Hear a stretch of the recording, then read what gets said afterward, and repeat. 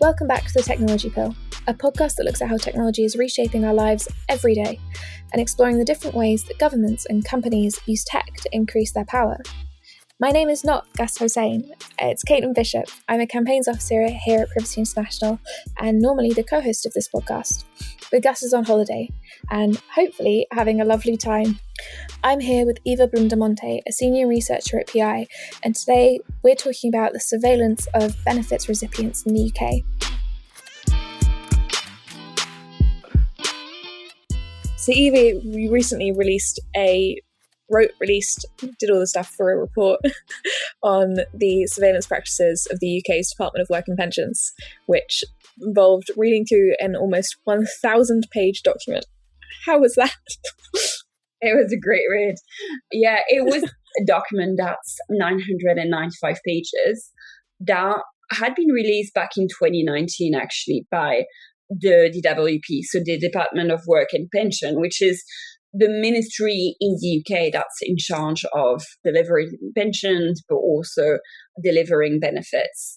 So if you're disabled, if you can't work for any reason, if you're a single mom, you might be able to get benefits from them. And this document they had released was a guide on how to surveil people.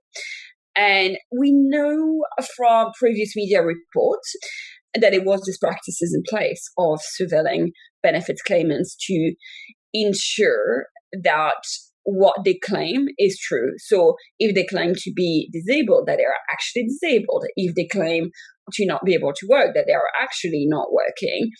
And if they claim to be a single mom, that they are indeed single, which is a very problematic thing to have to surveil. So we knew that the surveillance existed. What this document was effectively doing was really describing in great creepy details how this surveillance was effectively deployed. So we're talking about people who were physically surveilled. So DWP officers were waiting by their doors, for example, to see if women were coming home at night and whether that meant that maybe they weren't actually single.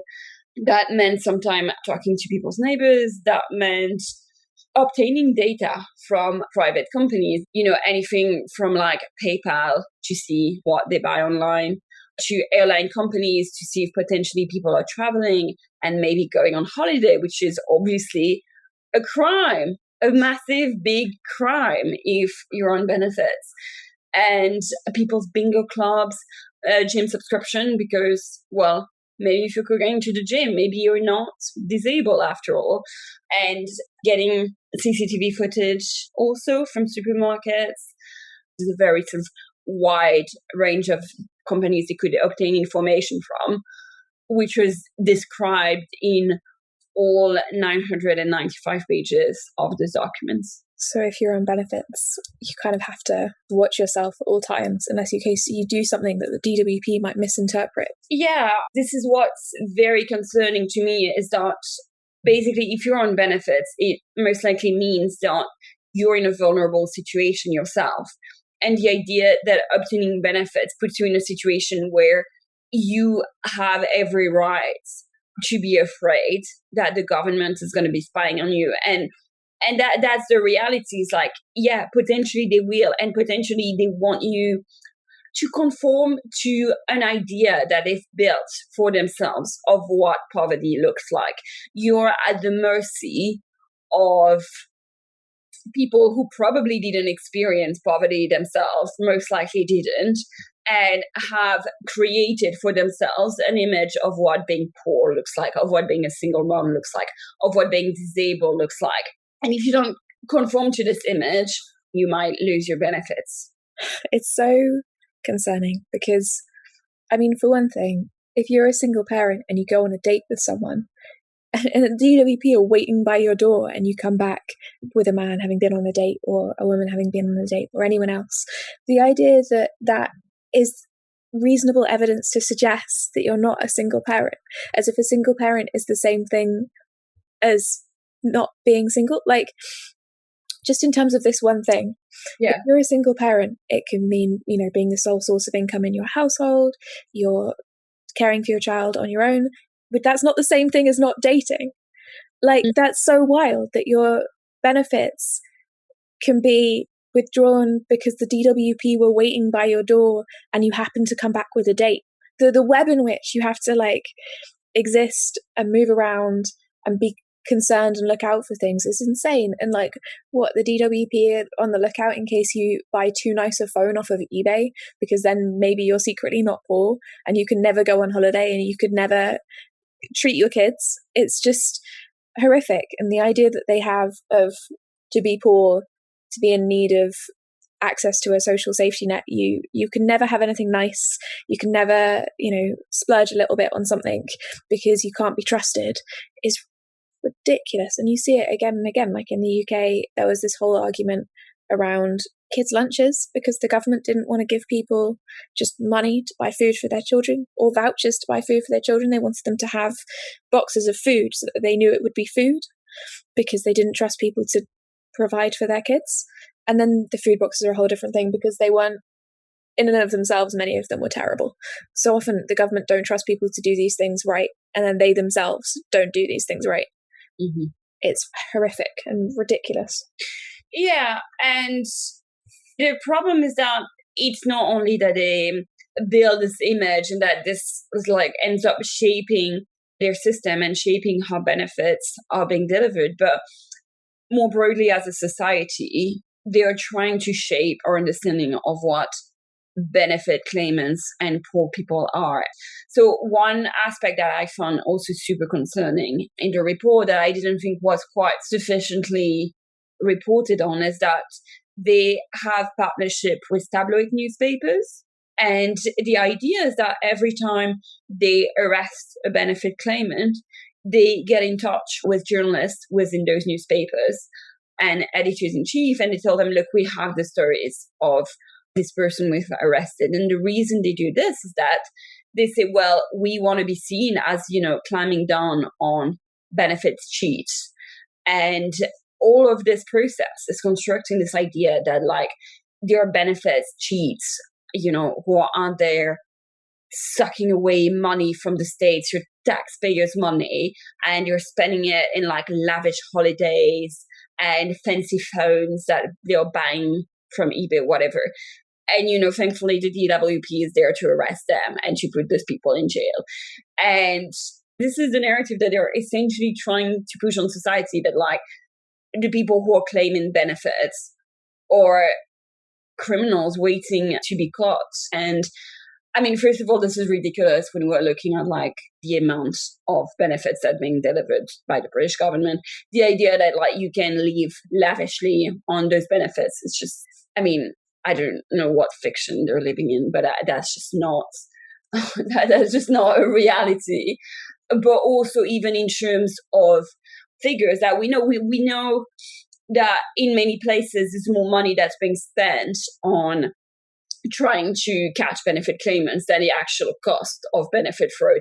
And I mean, obviously, the counter-argument to this is that, well, this is how things should be, because if we're not investing a lot of money in catching fraud, then there would be a lot more fraud.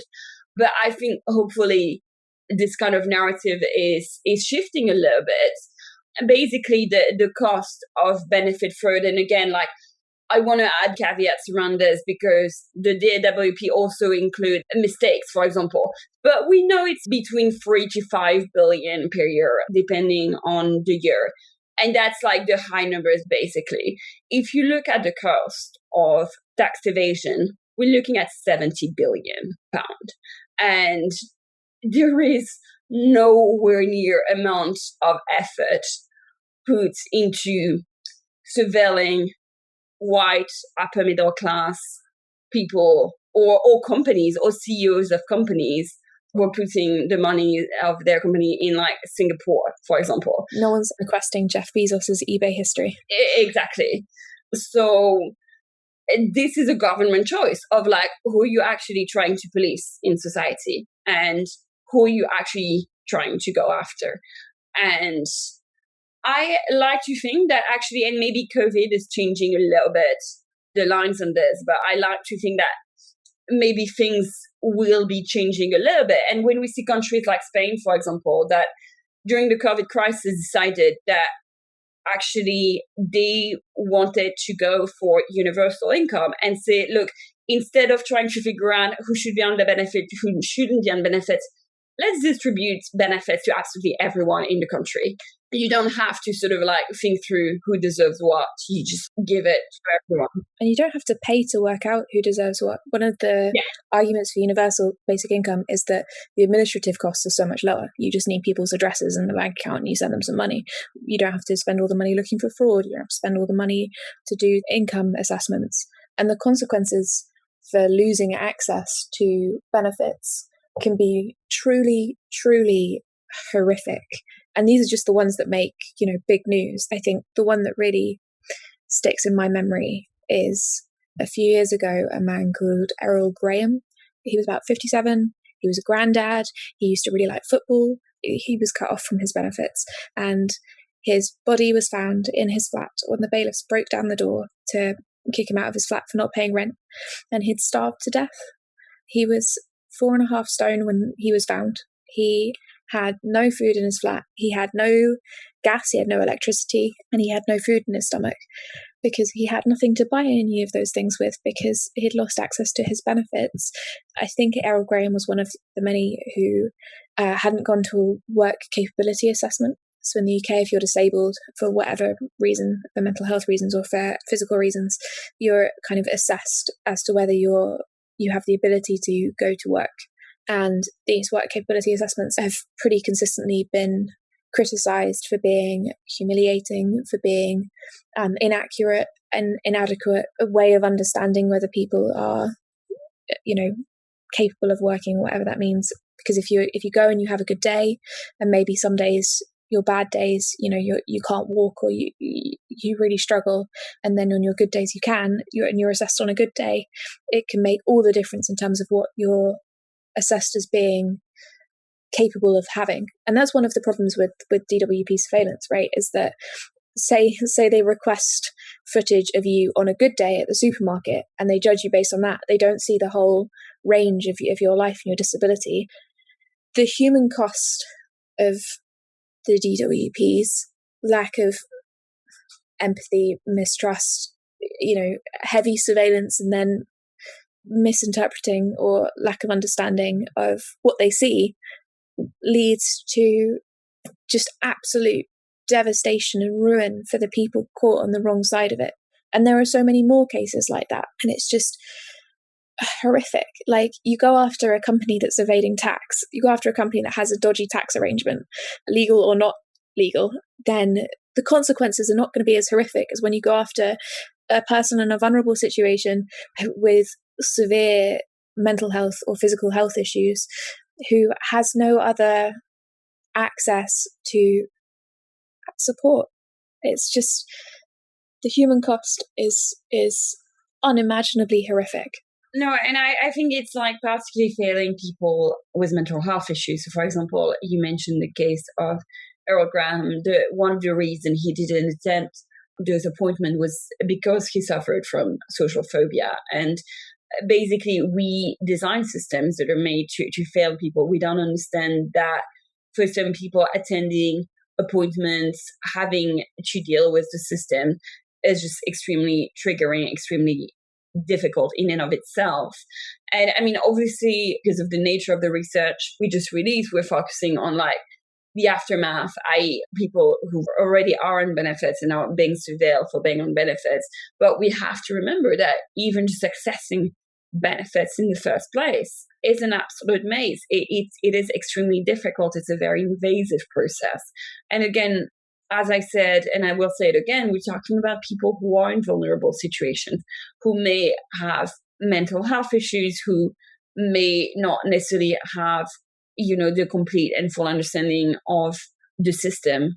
And there's nothing here to be ashamed of because those systems are extremely complex, and we expect people in vulnerable situations to be navigating through those administrative mazes in order to obtain the money they need to survive. Because as you say, like at the end of the day, as has been shown in the past couple of years, where we've seen multiple cases of death from people who had their benefits withdrawn, it is a matter of life and death. Do we want to get into covert human intelligence sources? Yeah, covert human intelligence sources was something that caught our attention when we were going through this report, because this is not something they're allowed to do. Covert human intelligence sources is essentially when, for example, they would ask, I don't know, let's say your neighbor to be able to spy on you and to report information. And that's not something they're allowed to do. It's essentially, you would have to be basically the intelligence services to be able to do that sort of things.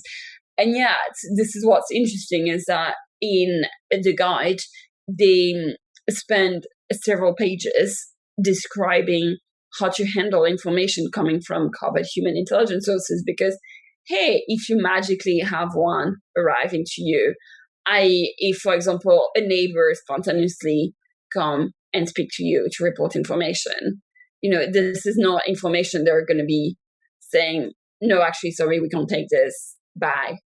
This is one of those cases where it's hey, you're not allowed to do this, but actually here is how to do this. So, which kind of really shows the system where there is very little safeguards and limits in place. So you can't ask people to be a covert human intelligence source, but if you trip over one in the street, then here's how that works. Yeah, that's basically the phrasing of the report. And these people aren't the police. They're not the police. They're not intelligence services. They are not that it would necessarily be much better, frankly. But yeah, those people are employees, officers of the DWP. Not something that RIPAD, the law that's working on surveillance, for example, would be legislating on. So we're kind of like a weird grey zone. Basically, yeah. Detailed and complicated surveillance with few safeguards is definitely one thing we always love to see it.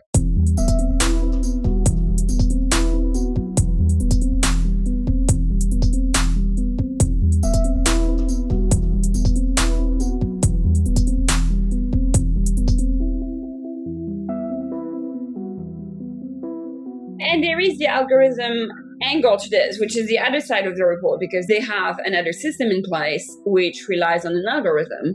And this is what we're genuinely interested in, is how is this algorithm working?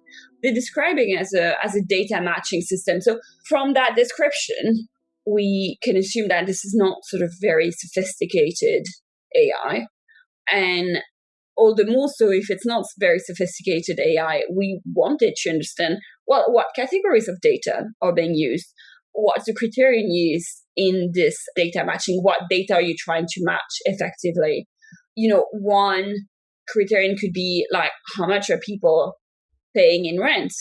And if their rent is above 700 quid per month, then, they would be flagged. I don't know if it's one of the measures they're using, because the very point is that when we ask them for more details on the algorithm, they refuse to disclose any.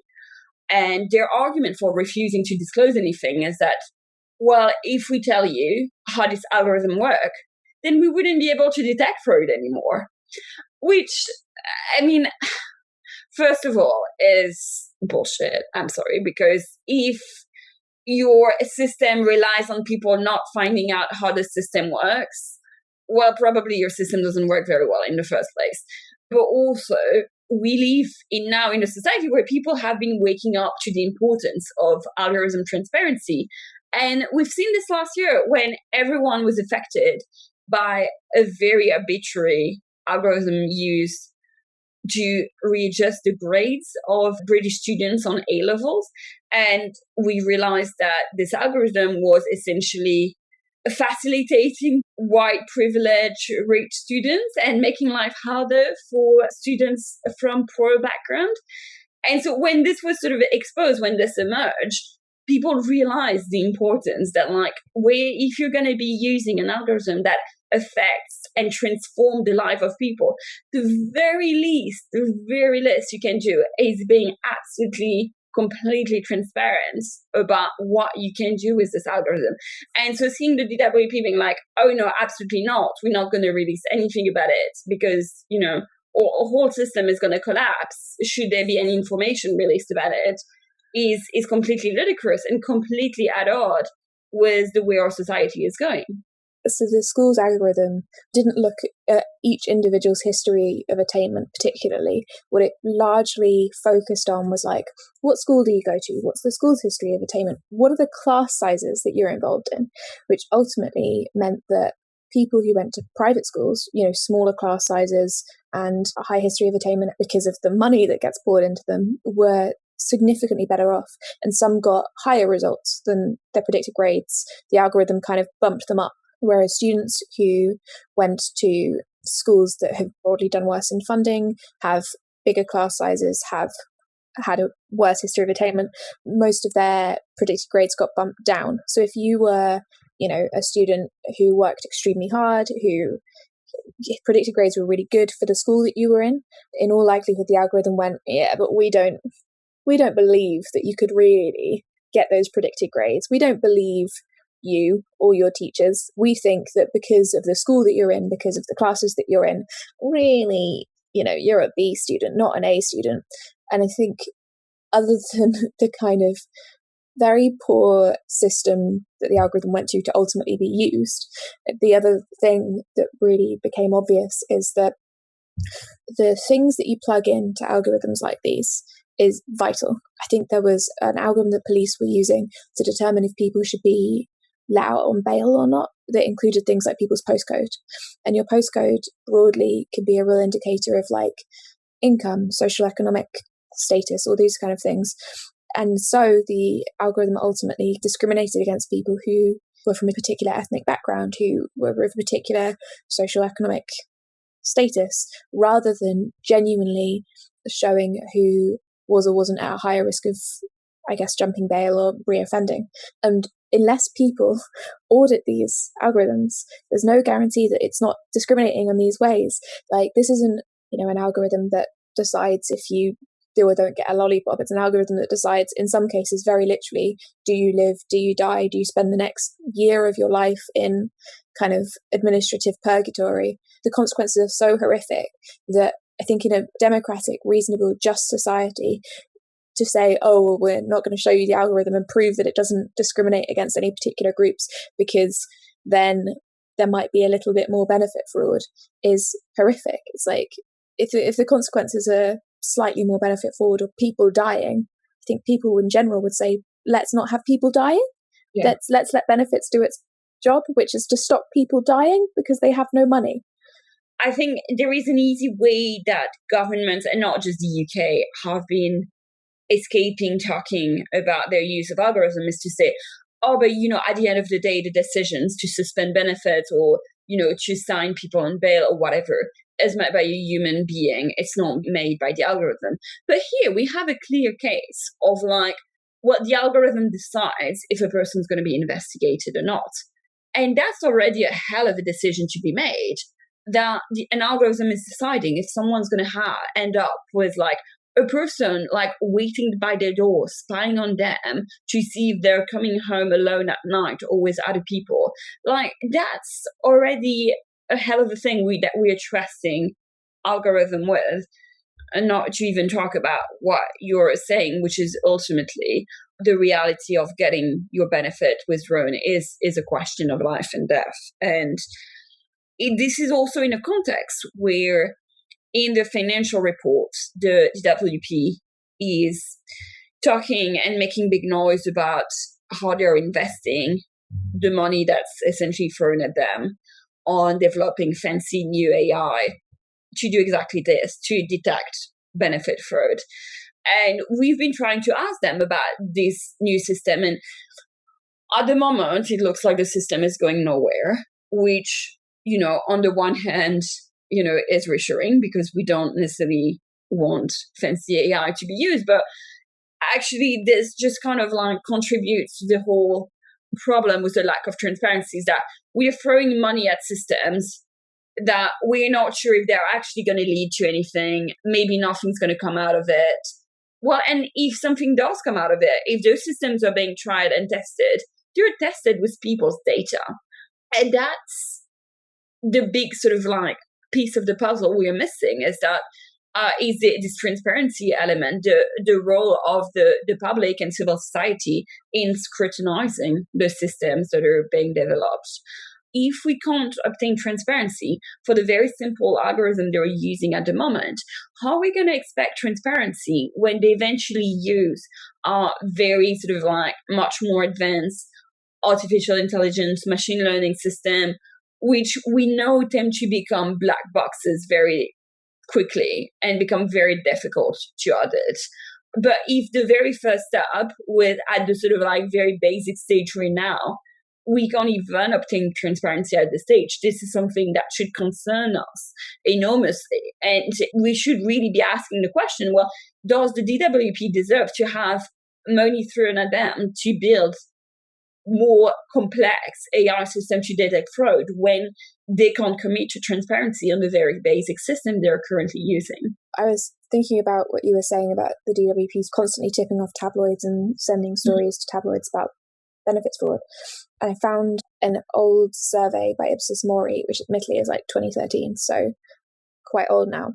But the amount of money that people believe is fraudulently claimed is wildly outsized. Like, it's wildly outside. The Ipsos Mori found it was £24 out of every £100 spent on benefits, and it was actually like £1.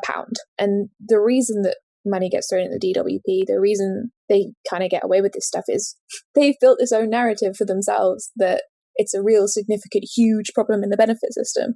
And it's a massively outsized picture of what it actually is, which is very little. And individual people are the people that end up suffering for it, both like at the hands of the DWP, but also in general, because they're stigmatizing being like availing yourself of the system, the social safety net that exists for this purpose. Like, it's there for this. It's not there to not be claimed.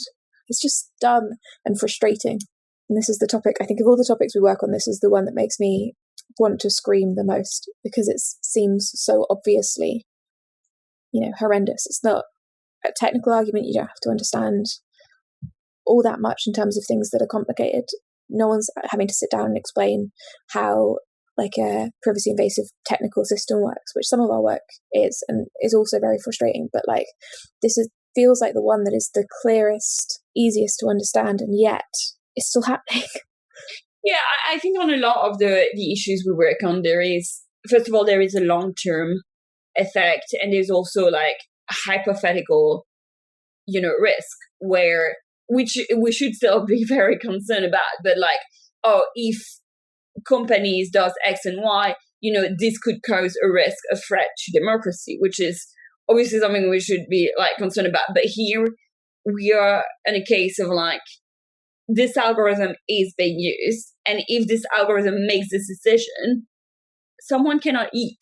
And it's not like, in a hypothetical, it's like today, it's happening on a daily basis that people get their benefits suspended. So I think, it's something that's extremely grounded in daily realities. It's everyone. We all know someone who's claiming benefits. I think what's depressing is I suspect a lot of people in government don't know anyone who's claiming benefits. So if you're an MP who are in the UK, you have like sessions where the public can come to you and ask for help. And benefits is one of the things they can come to their MP and ask about. And it's one of the things you can come to your MP and ask about if you're struggling with benefits. But I think a lot of MPs and a lot of people that make these decisions don't know anyone on benefits. And that's what part of the reason and part of the problem. You could read the report on our website. It's right there on our website. We'll put the link in the description. Shedding light on the DWP part 1 and part 2. Nice. And so either thank you very much for being on the podcast. We really appreciate it. And thank you for the revelations, even if they are deeply depressing.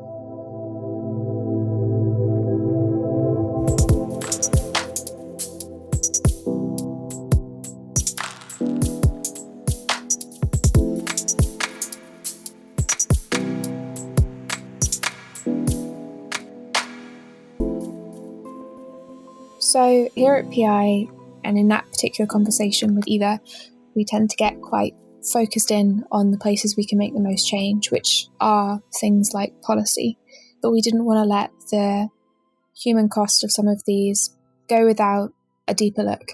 So we've pulled together some of the stories of people who've died because the DWP stopped their benefits or an error has created problems for their benefits. Some of these stories are quite disturbing. The first came out in January 2020, and it was a national news story which revealed that 5,000 people had died before they could be reimbursed for underpayments from their government benefits.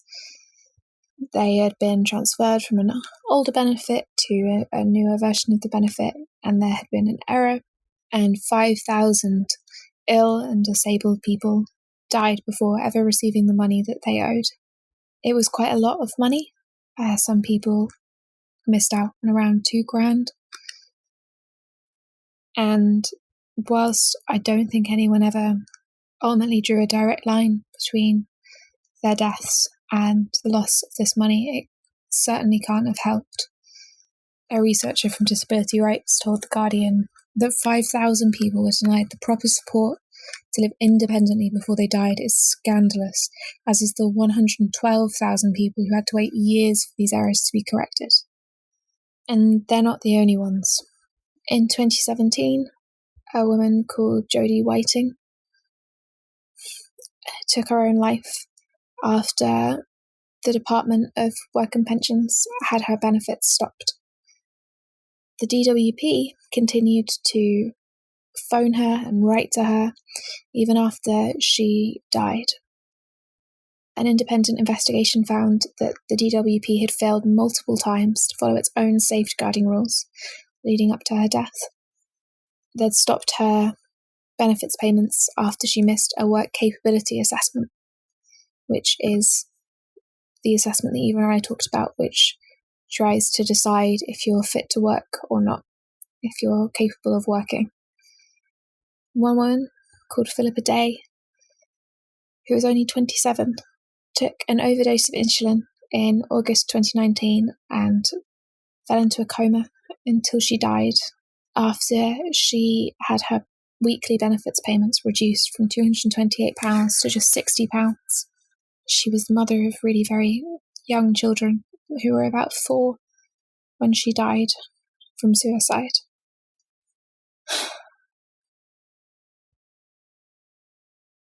David Clapson was diabetic, and on the amount of benefits he received, he couldn't afford to keep his electricity on. David Clapson was diabetic, and he kept his insulin in the fridge. But without electricity and without a working fridge, he wasn't able to keep his insulin cold, and he died from diabetic ketoacidosis, which is caused by a severe lack of insulin. There are many more stories along those lines.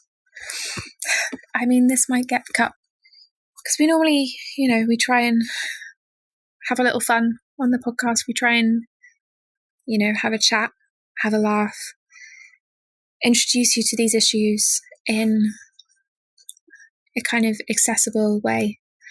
We want to say hi and we want to lead you through what are really complicated issues in the most accessible way possible that makes them as fun as possible.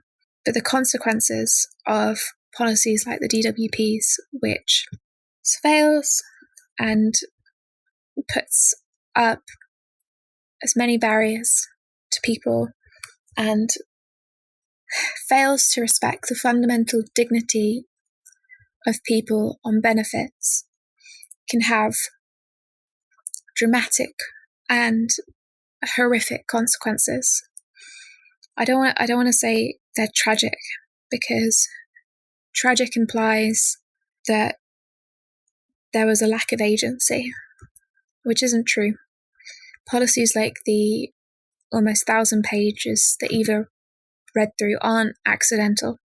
So we just wanted to really focus in on the human cost of these decisions. All of those people we mentioned, David Clapson, Jodie Whiting, all of them, they all had families that loved them. They all left people behind. And that can't be undone.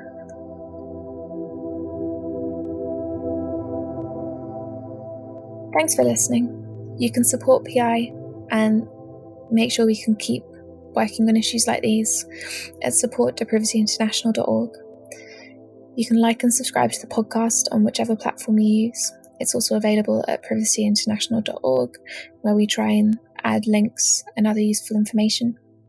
If you're facing problems accessing benefits, then the best place to find out more information or to talk to someone is Citizens Advice, which you can find at citizensadvice.org.uk. Music courtesy of Sepia. This podcast was produced by Max Bannell for Privacy International.